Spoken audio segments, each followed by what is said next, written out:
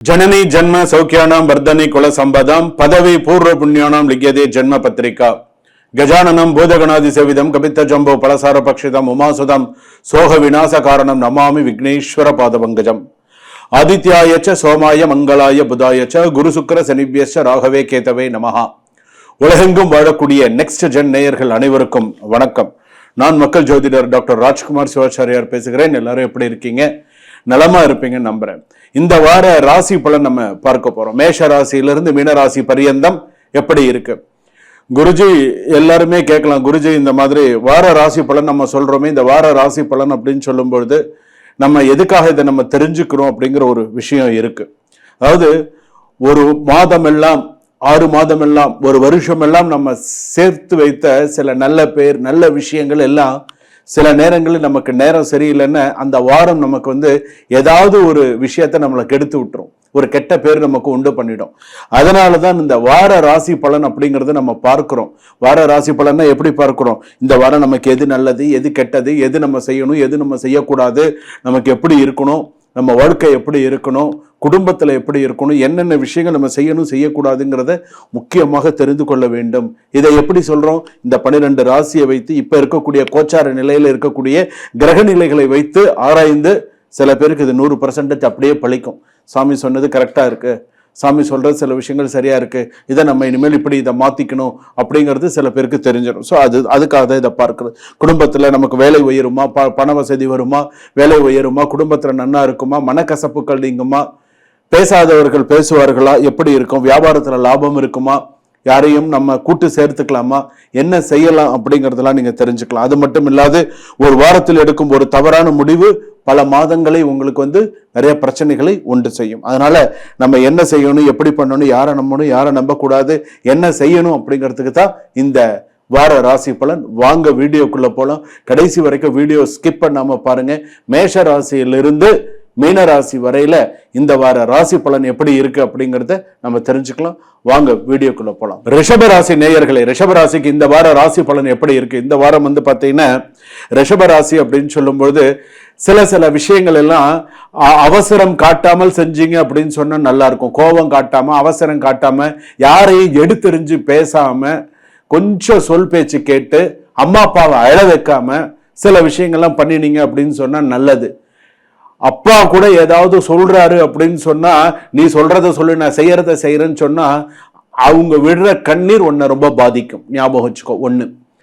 2வது சகோதரன் சகோதரிக்குள்ளெல்லாம் கொஞ்சம் பிரச்சனைகள் வரும். என்ன பிரச்சனை வரும் அப்படின்னு கேட்டா, விவாகரத்தாகி வீட்டுல இருக்கீங்க, இல்ல வேற ஏதாவது ஒரு வேலை இல்லாம வீட்டுல இருக்கீங்க, ஏதோ ஒரு பிரச்சனை, ஒரு குடும்பத்துல ஒரு 3 பேர் சகோதரன் சகோதரிகள் இருக்கீங்கன்னு சொன்னா தேவையில்லாத பிரச்சனைகள் வரும், மிஸ் அண்டர்ஸ்டாண்டிங் வரும். நான் சொன்னதை நீ செஞ்சியா, நீ என்ன பெரிய யோகியமா, நீ என்ன பெரிய விஷயமா, நீ என்ன பெரிய இதுவா, இப்படிதான் சண்டை. பேச்சு ஆரம்பமே இப்படிதான் இருக்கும். எனக்கு தெரியும், உன் வேலையை நீ பாரு, நீ எனக்கு ஒன்றும் புத்தி சொல்ல தேவையில்லை, இப்படிதான் போகும். ரிஷபராசி ரோஹிணி நட்சத்திரம் ரிஷபராசி, கிருத்திகை நட்சத்திரம் ரிஷபராசி, மிருகசீரிஷ நட்சத்திரம் ரிஷபராசி, கொஞ்சம் பிரச்சனைகள் இருக்கதான் இருக்கும். வேலையில கேட்கவே வேண்டாம், அதுவும் வெளிநாட்டுல இருந்தீங்கன்னா நீங்க கேட்கவே வேண்டாம், 1008 பிரச்சனைகள் இருக்கும். எதடா சமாளிக்கிறது, என்னடா செய்யறது, சடனா வேலை போறதுக்கான யூ ஆர் டெர்மினேட்டட் அப்படின்னு சொல்லி உனக்கு ஒரு மெயில் வரும். உனக்கு இத்தனாம் தேதி வரைக்கும் தான் உனக்கு வேலை, இதுக்கப்புறம் உனக்கு வேலை இல்லை, நீ கிளம்பு அப்படின்றான். ஸோ சில விஷயம் இந்த இடத்துல இருந்து இன்னொரு இடம் மாறலாமா, நீ பிஆருக்கு எதிர்பார்த்துட்டு இருப்ப, இல்லை வேற எதுக்காவது ஒரு விஷயத்தை எதிர்பார்த்துட்டு இருப்ப, அதெல்லாம் நடக்காது. இதுல கணவன் மனைவி பிரச்சனை வேற, நீ ஒரு இடத்துல, மனைவி ஒரு இடத்துல, பிள்ளைங்க ஒரு இடத்துல, ஏற்கனவே ஏகப்பட்ட பிரச்சனை. ஏற்கனவே மாமனார் மாமியார் வீட்டில் உனக்கு மரியாதை கிடையாது, ஏற்கனவே நிறைய பிரச்சனைகள் வரும், பிரிஞ்சிருக்கீங்க, ஏகப்பட்ட பிரச்சனைகள் ரிஷபராசி பொறுத்தளவுக்கு இருந்துட்டு இருக்கு. அப்போ இதுக்கு அப்புறமாவது ஓரளவுக்கு கொஞ்சம் சரியா வரணுமா வேண்டாமா? அப்போ கொஞ்சமாவது யோசிச்சு சில விஷயங்கள் செய்யணும், அவசரப்படக்கூடாது. கூடியமான வரையில பெற்றோர்கள் கண்ணீர் சிந்தினால் உனக்கு ஆகாது, உன் குடும்பத்திற்கு ஆகாது. அவங்களுடைய கண்ணீர் உனக்கு வரக்கூடாது. ஒரு நிமிஷம் உங்க அம்மா உங்ககிட்ட பேசணும்னு நினைக்கிறாங்களா, ஹலோ அம்மா எப்படிமா, என்னப்பா எப்படிப்பா இருக்க, சாப்பிடு, ஏதோ ஒரு விஷயமா உனக்கு நீ பேய ஃபோன் பண்ண ஃபோனவே அப்படின்னு நீ வாட்டுக்கு ஒரு அலட்சியமா நீ பதில் சொன்னு வச்சுக்கோ. ஏன் அவங்க மனசு ரொம்ப நொந்து, சரி பிள்ளை ஏதோ வேலையா இருக்கா போல இருக்கு அப்படின்னு அவங்க எதுவும் நினைக்க மாட்டாங்க. ஆனா அவங்க அந்த ஒரு நிமிஷம் அந்த மனசு நோகிறது உன்னை ரொம்ப பாதிக்கும். அது மட்டும் ஞாபகம் வச்சுக்கோ. இன்னைக்கும் ரிஷபராசி பொறுத்த அளவுக்கு உங்களுடைய குடும்பத்தில் சில துர்மரணங்கள் ஏற்பட்டிருக்கலாம். அந்த துர்மரணங்கள் கூட பாத்தீங்கன்னா சுமங்கலே சில பேர், அதுலயும் சில பேர் நிறைவேறாத ஆசையோட இருந்திருக்கலாம். சில பேருக்கு பிரேத சாபமும் உண்டு. இது நிதர்சனமான உண்மை. இது இல்லைன்னு நீங்க மறக்கவே முடியாது. அதனால தான் இன்னைக்கும் சில பேருக்கு இந்த வருஷத்துல கூட சில பேருக்கு அபார்ஷன்ஸ் ஆயிருக்கு. சில குழந்தைகளுக்கு விட்டு விட்டு விட்டு விட்டு விட்டு உடல்நிலை பாதிப்பு அதிகமா வந்துட்டு இருக்கு. சில பேருக்கு என்ன முடிவு எடுக்கிறதுன்னு தெரியாம குழப்பத்திலும் பிரச்சனையிலும் இருந்துட்டு இருக்கீங்க. இது எல்லாம் ரிஷபராசிக்கு இருந்துட்டு தான் இருக்கு. அப்போ பாசிட்டிவா சில விஷயங்கள் நடக்கணும், பாசிட்டிவா சில விஷயங்கள் வரணும். அப்போ நீங்க கொஞ்சம் பொறுமையா இருக்கணும். வேலை விஷயத்துல பொறுமையா இரு, வேலை விஷயத்துல கொஞ்சம் கான்சென்ட்ரேட் பண்ணு. வேலை விஷயத்துல உனக்கு தெரிஞ்சதை நீ மற்றவர்களுக்கு சொல்லிக் கொடு. தனக்கு தான் தெரியுங்கிற எண்ணத்தோட இருக்காதே. கொஞ்சமாவது சில விஷயங்கள் மாறிடு. வேலை விஷயத்துல ஓகே.